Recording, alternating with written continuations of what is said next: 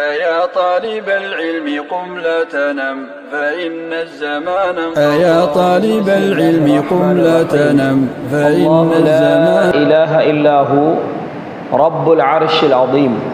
وعن أبي هريرة رضي الله عنه قال رسول الله صلى الله عليه وسلم: سبعة يظلهم الله في ظله يوم لا ظل إلا ظله، إمام عادل شاب نشأ في عبادة الله، ورجل قلبه معلق في المساجد، ورجلان تحابا في الله اجتمعا عليه وتفرقا عليه، ورجل دعته امرأة ذات منصب وجمال فقال إني أخاف الله، ورجل ذكر الله خاليا ففاضت عيناه، ورجل تصدق بصدقة فأخفاها حتى لا تعلم شماله ما تنفق يمينه.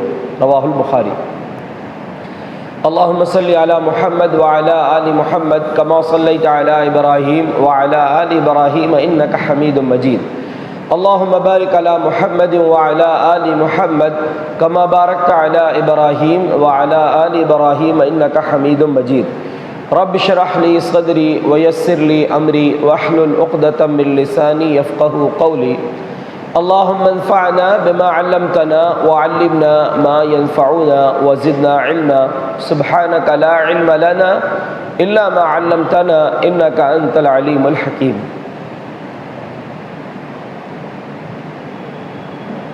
قرآن کریم کی ایک آیت اور صحیح بخاری کی ایک حدیث آپ نے سنی ہے. ایک عقیدے سے متعلق بات، منہج سے متعلق بات، اور اس کے بعد کچھ چیزیں جو ہماری زندگی کے لیے اور آخرت کی کامیابی کے لیے ضروری ہیں وہ آپ کے سامنے رکھنا ہے. سب سے پہلی بات ہے، ابھی شدت گرمی میں نہیں آئی ہے، لیکن جیسے ابھی تھوڑا ہم آگے بڑھیں گے گرمی میں شدت آئے گی. ابر ہو جا رہا ہے تو ویسی گرمی کم ہو جا رہی ہے، لیکن جو شدید گرمی ہوتی ہے وہ اللہ کے نبی صلی اللہ علیہ وسلم کا فرمان ہے: ان شدت الحر من فیح جہنم. سخت گرمی یہ جہنم کی سانس کا حصہ ہے. قیامت کے دن انتہائی سخت گرمی ہوگی. سورج انسانوں کے 1 میل کے فاصلے پر ہوگا، اور راوی حدیث کا کہنا ہے میں نہیں جانتا کہ آپ نے مسافت والا میل یعنی کلومیٹر والا میل آپ نے کہا یا پھر میل آپ نے سرما لگانے کی سلائی کا ذکر کیا ہے، اس کو بھی میل کہا جاتا ہے. یعنی بہت قریب سورج ہوگا. آج مسافت والے میل سے بھی کروڑوں میل دور ہے سورج ہم سے، لیکن اس کے باوجود اس کی تمازت، اس کی گرمی کو برداشت کرنا مشکل ہوتا ہے. میدان محشر میں انسان کو 2 چیزوں کی سخت ضرورت ہوگی، ایک سائے کی اور دوسرا ٹھنڈے پانی کی. سایہ اللہ رب العالمین کا سایہ ہوگا، اس کے عرش کا سایہ ہوگا، اور ٹھنڈا پانی میدان محشر میں نبی صلی اللہ علیہ وسلم کو جو حوض کوثر دیا جائے گا، اس حوض کوثر میں جام کوثر جو آپ اپنے امتیوں کو پلائیں گے، اس پانی سے انسان کی پیاس بجھے گی.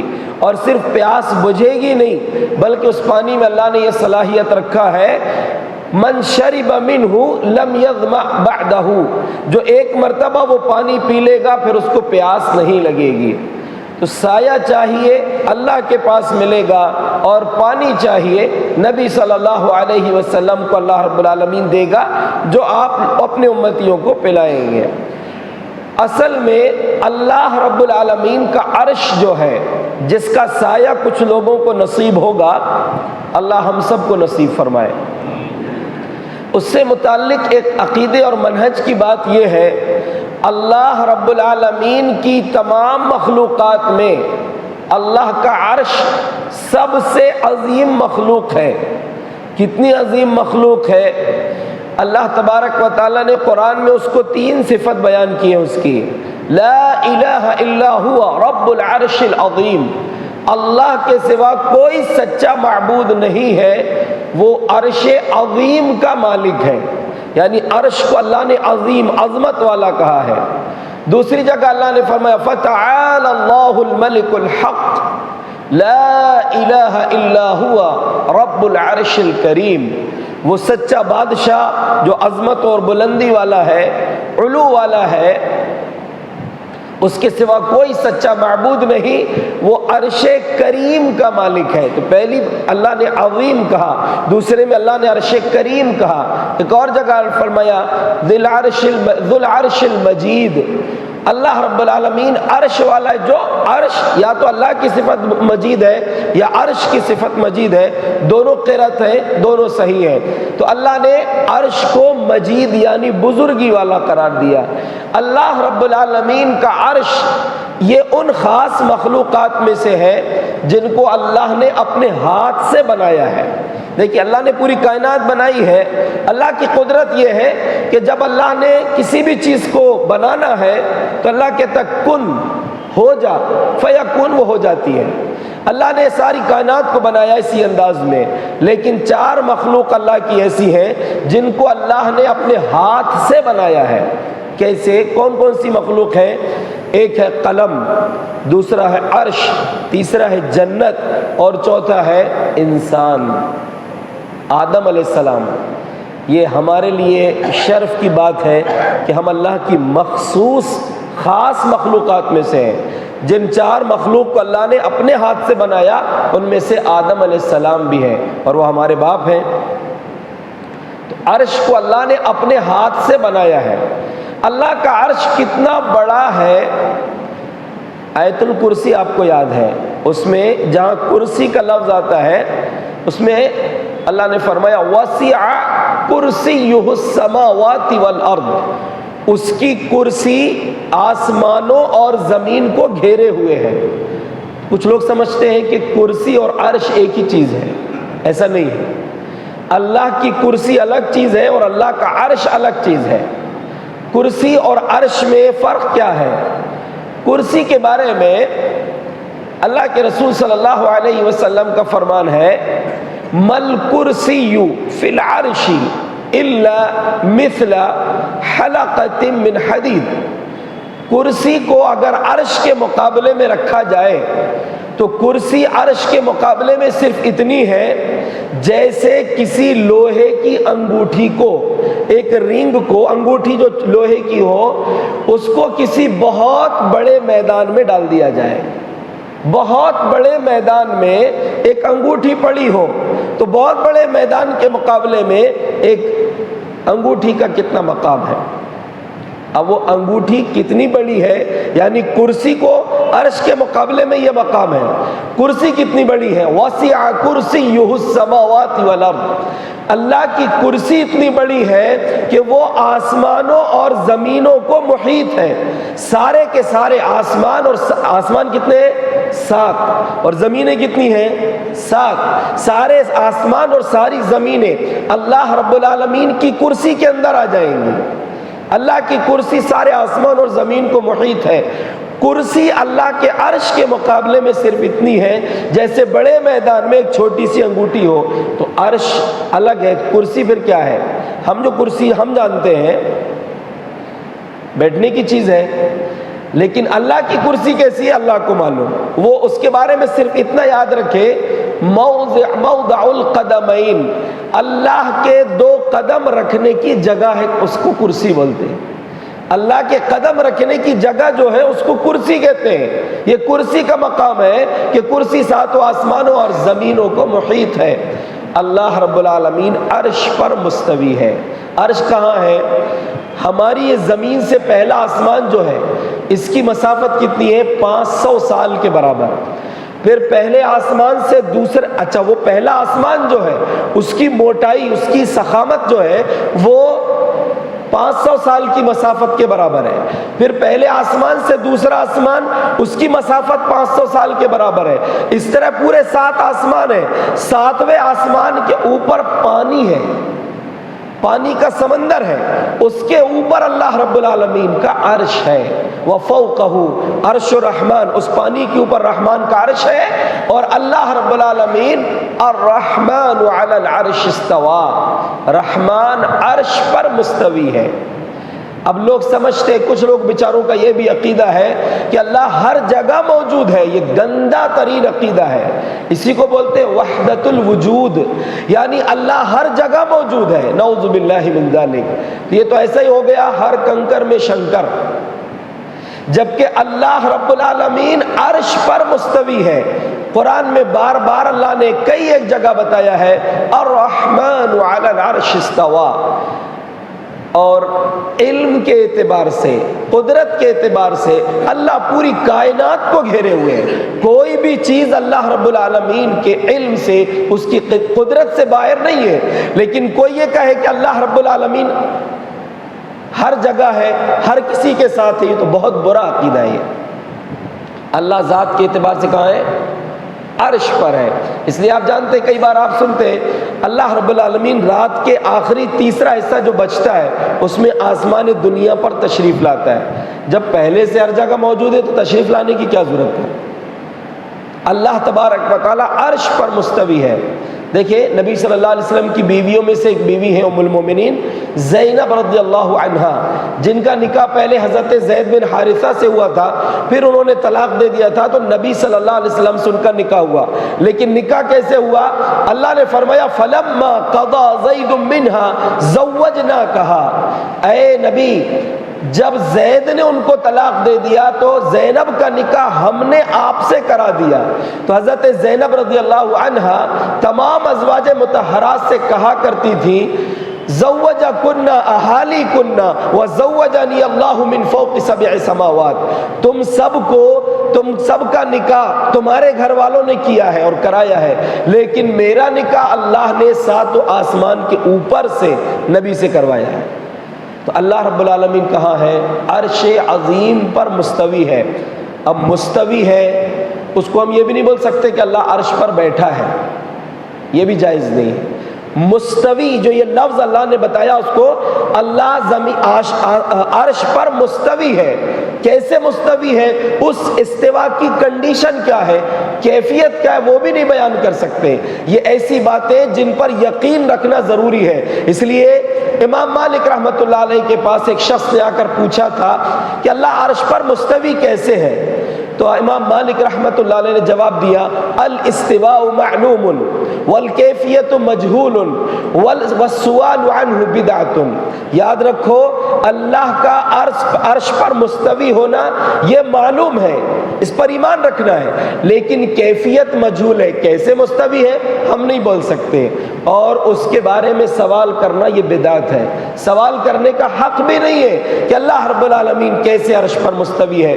تو اللہ رب العالمین عرش پر مستوی ہے، اور علم کے اعتبار سے پوری کائنات کو اللہ رب العزت نے گھیرے ہوئے ہیں۔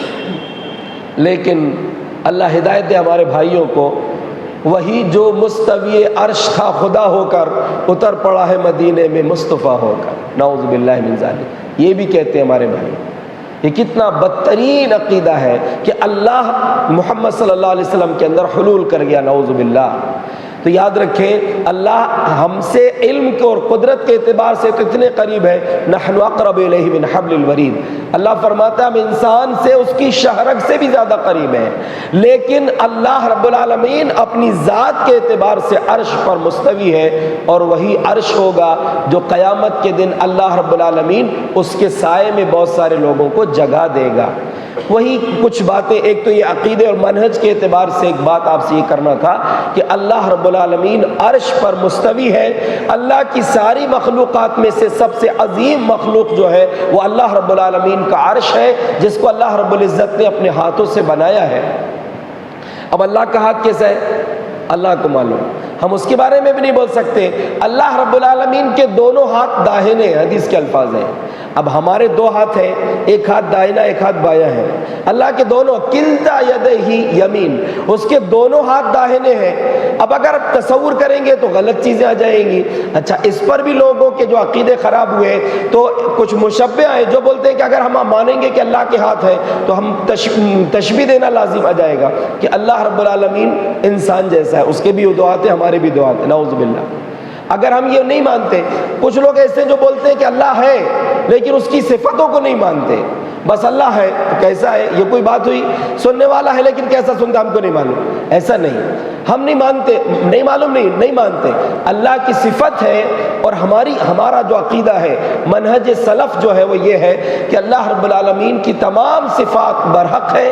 اللہ جیسے ہم سنتے ہیں ویسا نہیں سنتا، ہم بھی سنتے ہیں لیکن ہمارا سننا اور دیکھنا الگ ہے۔ اللہ کے سننے اور دیکھنے کی کوئی تشبیہ بیان نہیں کی جا سکتی۔ اللہ نے فرمایا لیس کمثلہ شیء وہو السمیع البصیر، اللہ کے جیسے کوئی نہیں ہے، وہ سننے والا بھی اور دیکھنے والا بھی ہے۔ تو یاد رکھیے، اللہ رب العالمین کی صفات پر یقین رکھنا، اس کی ذات پر یقین رکھنا بالکل ویسے ہی جیسے ہم کو بتایا گیا ہے، اور پھر اس ایمان کے ساتھ ساتھ عمل بھی کرنا اس انداز میں کہ جو اللہ کے رسول صلی اللہ علیہ وسلم نے ہمیں سکھلایا۔ حدیث رسول جو اصل میں ہم نے آپ کے سامنے پڑھی ہے، اس میں اللہ تبارک و تعالیٰ کے اس فضل کا ذکر ہے۔ نبی صلی اللہ علیہ وسلم نے فرمایا سبعۃ یظلھم اللہ فی ظلہ، قیامت کے دن اللہ رب العالمین 7 خوش نصیبوں کو اپنے سائے میں جگہ دے گا۔ اللہ کے سائے سے مراد کون سا سایہ؟ دوسری حدیث میں سنن ابو داؤد کی روایت میں ہے فی ظل عرشہ، اپنے عرش کے سائے میں جگہ دے گا۔ تو اللہ رب العالمین کے عرش کا سایہ ہوگا، اس میں کچھ خوش نصیب لوگ جائیں گے۔ کون سے لوگ ہوں گے؟ سب سے پہلی بات الامام العادل، یا ایک روایت میں امام عادل، انصاف پسند بادشاہ، حاکم، کوئی بھی حاکم ہو، بادشاہ ہو، اگر وہ انصاف کرتا ہے لوگوں میں، اپنی رعایا کے بیچ میں انصاف کرتا ہے تو وہ عرش عظیم کے سائے کا مستحق ہوگا۔ اب ایک تو بادشاہ ہے، لیکن کیا اس گنتی سے سب لوگ تو بادشاہ نہیں ہیں؟ جتنے ملک ہیں اتنے بادشاہ ہیں، یا جتنے لوگ آتے گئے جاتے گئے تو وہ بادشاہ رہے؟ عام آدمی کا کیا ہوگا؟ اللہ کے رسول صلی اللہ علیہ وسلم نے فرمایا ان المقسطین علی منابر من نور، جو انصاف کرنے والے لوگ ہیں وہ قیامت کے دن نور کے ممبروں پر ہوں گے۔ کون سے انصاف کرنے والے؟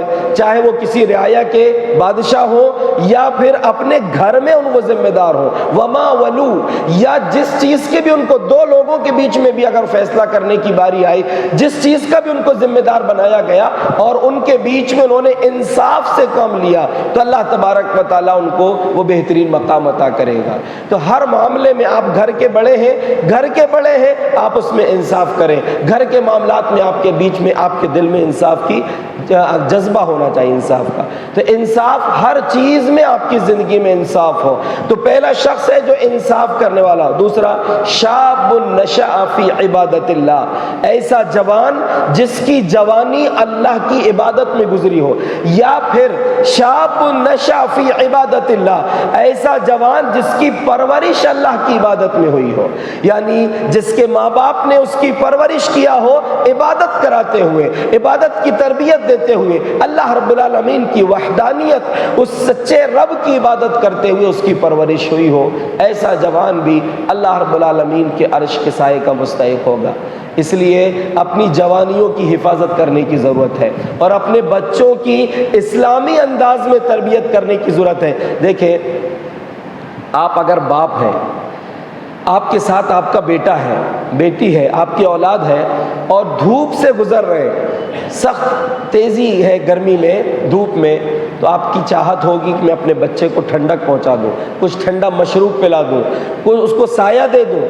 قیامت کا دن ہوگا، وہاں کوئی کسی کے کام نہیں آئے گا۔ اس لیے ابھی آپ کے پاس وقت ہے، اپنے بچوں کی صحیح تربیت کریں، عبادت ان کو سکھاتے رہیں، عبادت والی زندگی یعنی بندگی والی زندگی ان کی تربیت کرتے رہیں تو وہ عرش عظیم کے سائے کے مستحق ہو جائیں گے۔ اپنے بچوں کو اس گنتی میں شمار کرنے کی کوشش کریں۔ تو دوسرا وہ ہے جو جوان جس کی پرورش اللہ کی عبادت میں ہوئی ہو۔ تیسرا رجل قلبہ معلق فی المساجد، ایسا انسان جس کا دل مسجد سے اٹکا ہوتا ہے، مسجد سے لگا ہوتا ہے، اٹکا رہتا ہے، دل وہ کہیں بھی رہے لیکن اس کا دل مسجد میں لٹکا ہوا ہے۔ کیسے؟ کیا مطلب اس کا؟ سنن ترمذی کے ایک روایت میں ہے اذا خرج منہ حتی یعود الیہ، ایک نماز پڑھ کے مسجد سے نکلتا ہے، اس کے دل میں یہی چاہت رہتی ہے کہ کب دوسری اذان ہوگی اور پھر مسجد جاؤں گا۔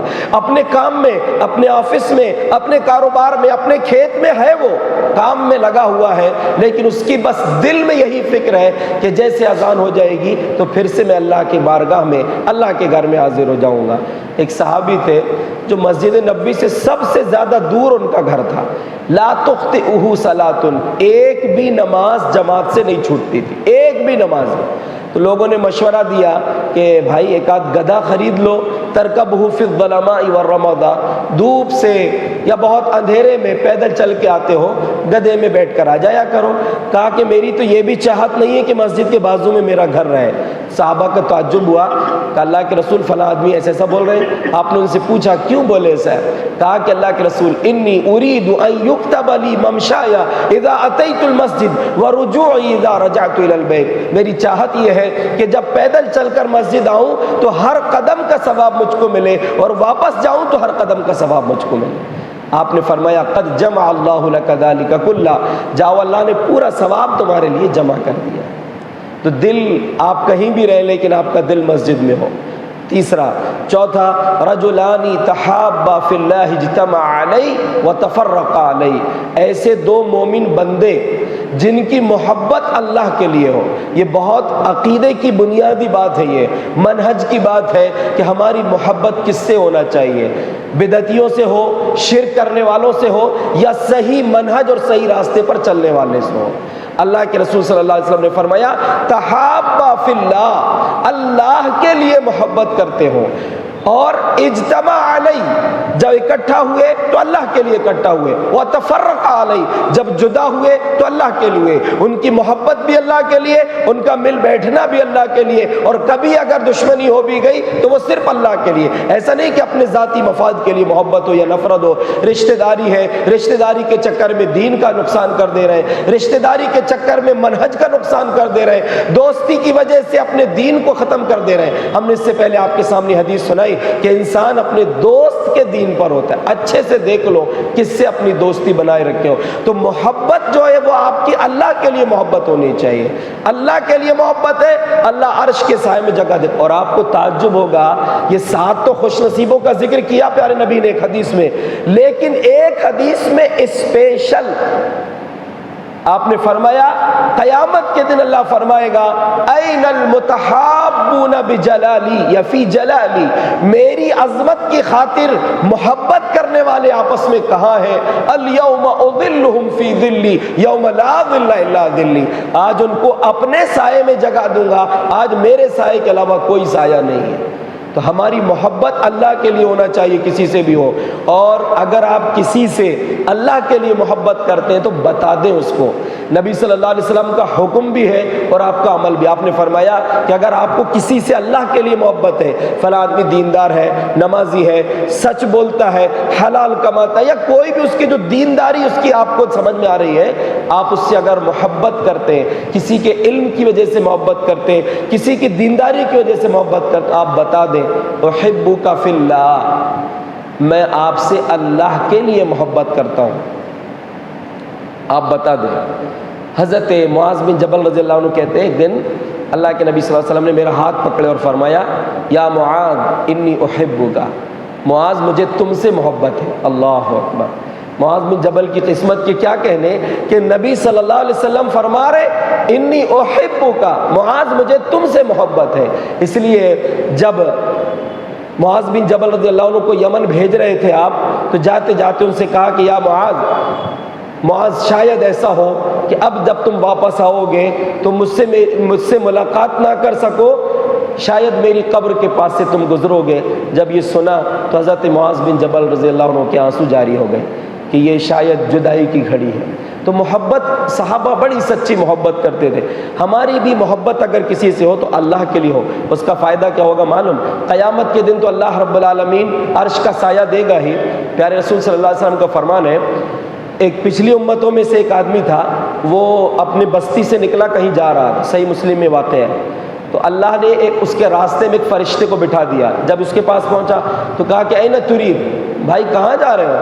کہا کہ فلاں بستی میں جا رہے ہیں۔ کیوں جا رہے ہو؟ کہا وہ ہمارا ایک بھائی رہتا ہے، اس سے ملنے جا رہے ہیں۔ تو کہا کہ کوئی احسان ہے اس کا، احسان چکانے جا رہے ہو؟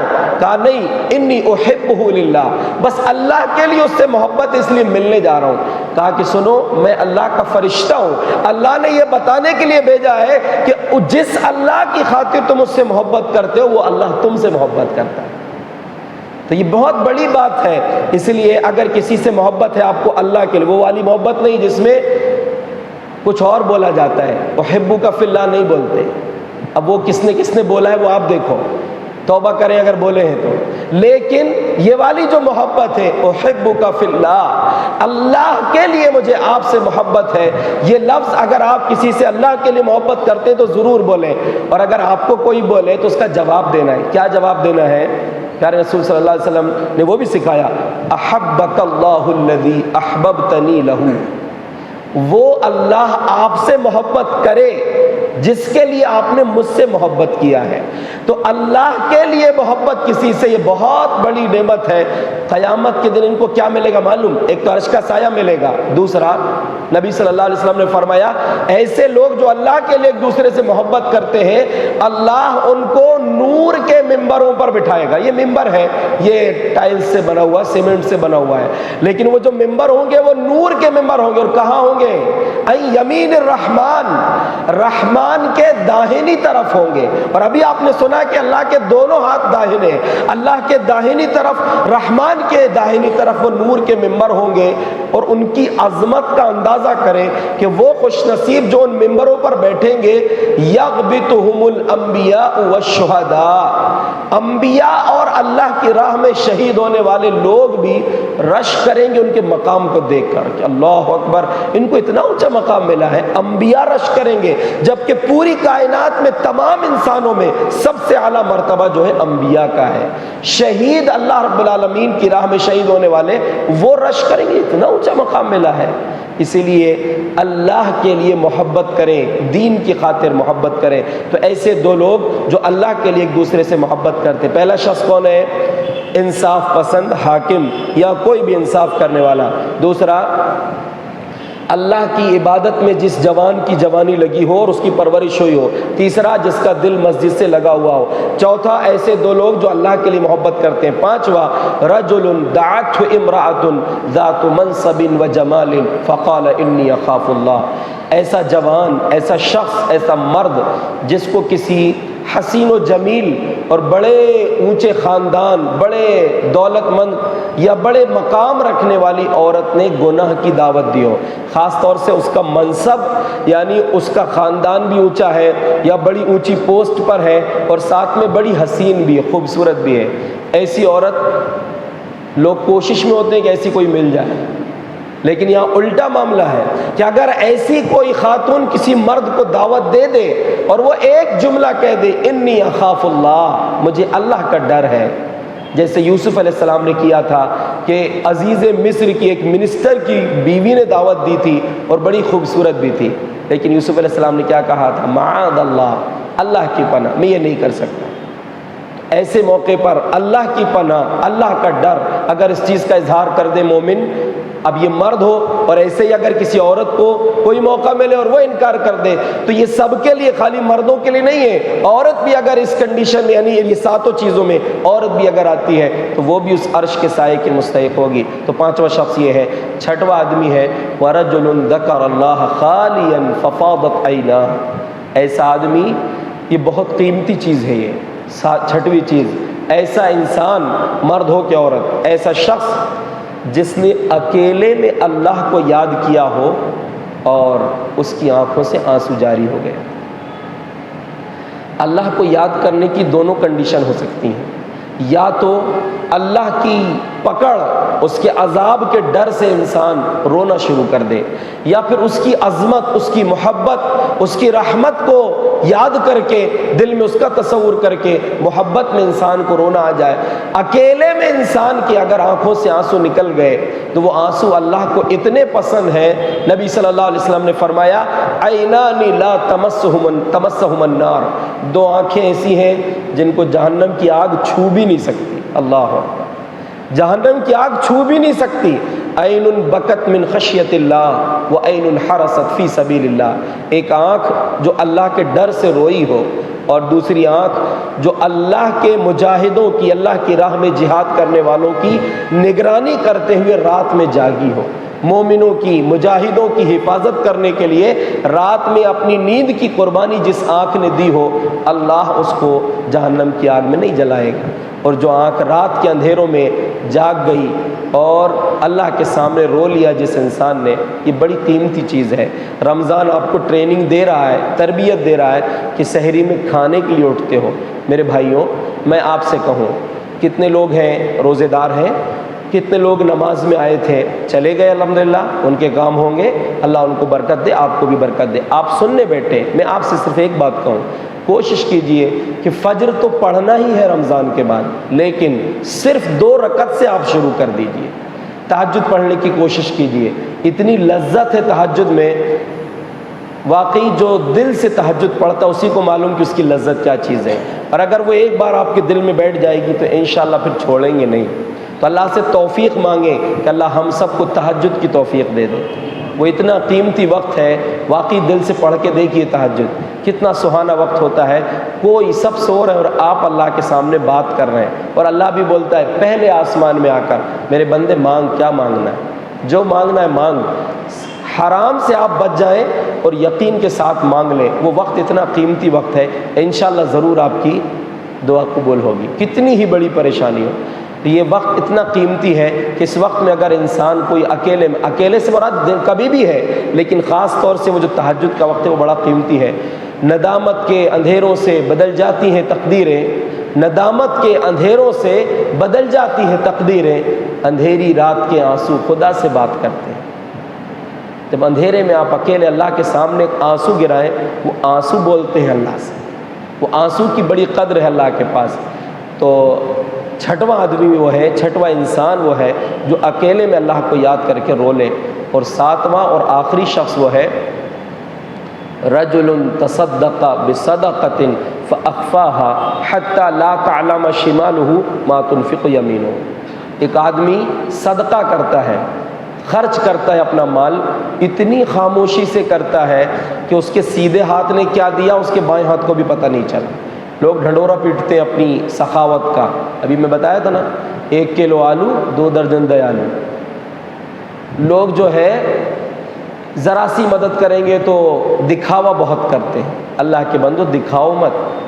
اچھا دکھا کر آپ صدقہ کریں، لوگ سب جگہ چندہ دے رہے ہیں آپ بھی دیں، کوئی مسئلہ نہیں ہے. اللہ نے قرآن میں فرمایا ان تبدوا الصدقات فنعما ہی، تم دکھا کر صدقہ کرو، بہت اچھی بات ہے، بہت اچھی بات ہے. مطلب آپ کو دیکھ کر اور بھی لوگ صدقہ کریں گے. وَإِن تُخْفُوهَا وَتُؤْتُوهَا الْفُقَرَاءَ فَهُوَ خَيْرٌ لَكُمْ، اور اگر چپکے سے فقیروں کو، محتاجوں کو، ضرورت مندوں کو دے دو، جس کی عزت ڈھکی ہوئی ہے، بیچارہ وہ اتنا خوددار ہے کہ مانگتا نہیں ہے کسی سے، آپ چپکے سے اس کے گھر لے جا کر دے دو، اس کی عزت بچ جائے گی. یہ تمہارے حق میں بہتر، اس کے حق میں تو بہتر ہے ہی، اس کی عزت بچ، لیکن اللہ کیا کہہ رہا ہے تمہارے حق میں بہتر ہے. تمہارے حق میں کیوں بہتر ہے؟ تمہارے اندر اخلاص رہے گا، دکھاوا نہیں آئے گا، اخلاص رہے گا.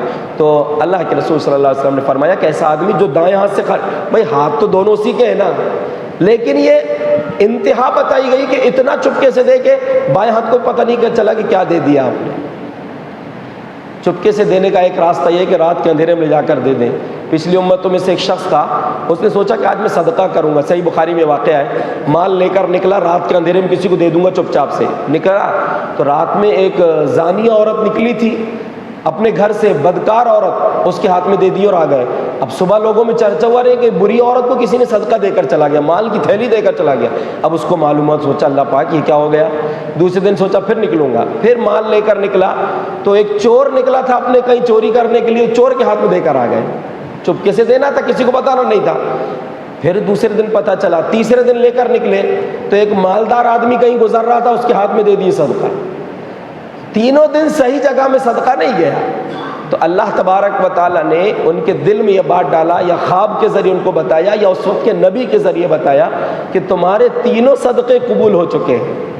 غلط جگہ میں گئے، تم کو ٹینشن لینے کی ضرورت نہیں ہے، اس کا بھی مقصد ہے۔ دیکھیے اللہ جو بھی کرتا ہے اچھے کے لیے کرتا ہے۔ اللہ نے بتایا کہ تم نے جو ایک بری عورت کو صدقہ دیے ہو، فَلَعَلَّهُ أَن تَتُوبِينَ، شاید ہو سکتا ہے کہ وہ توبہ کر لے اپنے گناہ سے۔ یار دیکھو ایسے ایسے لوگ ہیں کہ چپکے سے لا کر دے دیے، تو وہ ممکن ہے کہ کچھ کمانے کے لیے نکلی تھی، اپنے آپ کے کو بیچ رہی تھی، ہو سکتا ہے اللہ اس کو توبہ کی توفیق دے دے۔ اور تم نے مالدار کے ہاتھ میں جو دیے ہو سکتا ہے کہ اس کو احساس ہو جائے کہ ایسے بھی لوگ رہتے ہیں اور میں تو کنجوس بنا بیٹھا ہوں۔ اور چور کے ہاتھ میں جو دیے ہو، اس کا فائدہ یہ ہو جائے گا کہ چور جو ہے اپنی چوری سے توبہ کر لے گا۔ تو اللہ کے ہر فیصلے میں جو ہے بھلائی ہوتی ہے۔ تو آخری آدمی وہ ہے جو چپکے سے صدقہ دیتا ہے، تو یہ خوش نصیب لوگ ہیں جن کو اللہ رب العالمین عرش کا سایہ دے گا۔ ایک حدیث میں ایک اور شخص کا ذکر ہے جو صدقے سے ہی متعلق ہے، سمجھیے۔ نبی صلی اللہ علیہ وسلم نے فرمایا من انظر معسرا، جس نے کسی ایسے آدمی کو مہلت دیا جس کے اوپر قرض تھا، وہ بولے کہ نہیں بھائی ابھی پیسے نہیں ہوئے یا کچھ دن اور مہلت دے دو، یا پھر دیکھا کہ پورا اس کے پاس کنڈیشن ہی نہیں قرض ادا کریں تو پورا ہی قرض معاف کر دیا، تو اللہ قیامت کے دن اس کو عرش کے سائے میں جگہ دیں گے۔ اور جگہ تو ملے گی، اس کی بخشش بھی ہو سکتی ہے۔ کیسے؟ نبی صلی اللہ علیہ وسلم نے فرمایا ایک آدمی کی روح پچھلی امتوں میں سے اللہ کے پاس پہنچی، جب اس کا انتقال ہوا، فرشتوں کے ذریعے اللہ نے اس کا پوچھو اس سے کوئی نیکی ہے کہ بولے کچھ بھی نیکی نہیں ہے میرے پاس، ایک بھی نہیں ہے۔ کہا یاد تو کر، کچھ تو ہوگی۔ کہا ہے ہی نہیں نیکی، کیا ہی نہیں کبھی کوئی نیکی۔ کہا یاد کرو ہوگی۔ تو کہا ایک نیکی بس یاد ہے کہ میں لوگوں کو قرض دیتا تھا اور اگر واپس کرنے میں دیر کرتے تھے، مہلت مانگتے تھے تو مہلت دے دیتا تھا، اور اگر کوئی بولتا تھا کہ ہے ہی نہیں دے سک رہا ہوں تو معاف کر دیتا تھا۔ اللہ نے فرمایا جا ہم نے بھی تجھے معاف کر دیا۔ اللہ کو کون سی ادا پسند آ جائے کہہ نہیں سکتے، اس لیے جس کو اللہ نے دولت دیا ہے ان کو اپنی دولت کو صحیح جگہ میں خرچ کرنا چاہیے، اور ایسے ضرورت مندوں کو ڈھونڈ کر تلاش کر کے ان کا حق ادا کرنا چاہیے۔ اللہ رب العزت عرش سے متعلق جو عقیدہ بیان کیا گیا اس عقیدے پر ہمیں ثابت قدمی عطا فرمائے۔ جو لوگ اس کے خلاف ہیں اللہ ان کو صحیح عقیدے پر صحیح عقیدے کی رہنمائی ان کی فرما دے، اور قیامت کے دن اللہ رب العزت ہم سب کو عرش عظیم کا سایہ نصیب فرمائے۔ آمین۔ وآخر دعوانا ان الحمد للہ رب العالمین۔